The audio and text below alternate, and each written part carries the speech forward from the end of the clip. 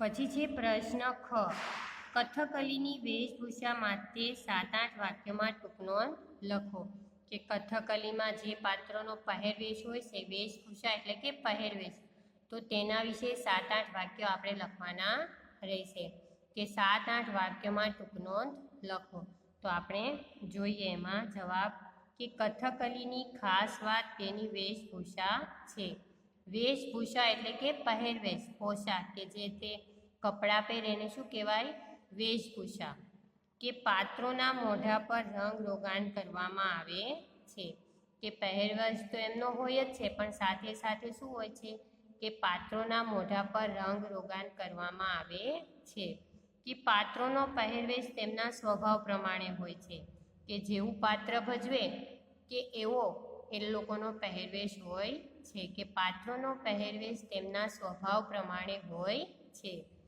કે ભગવાન રામ જેવા પાત્રોનું લીલા રંગથી સુશોભન કરવામાં આવે છે. કે ભગવાન રામ કે સારું પાત્ર ભજવતા હોય તો એ લોકોના મોઢા પર શું કરવામાં આવે છે? લીલા રંગથી સુશોભન કરવામાં આવે છે. કે મહાન પણ કૃકૃત્ય કરનાર પાત્રો માટે લીલો રંગ વપરાય છે, પણ તેમના ગાલ પર લાલ રંગના પટ્ટા ચિતરવામાં આવે છે.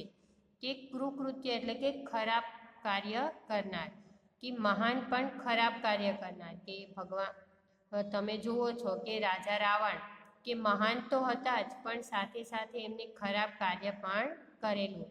તો કે આવા જે પાત્રો હોય તો એના માટે કે લીલો રંગ તો વપરાય જ છે, પણ સાથે સાથે લાલ રંગના એ પટ્ટા ચિતરવામાં આવે છે. પછી છે સ્ત્રીઓ તથા ઋષિમુનિઓના ચહેરા પર પીળો રંગ ચોપડાય છે.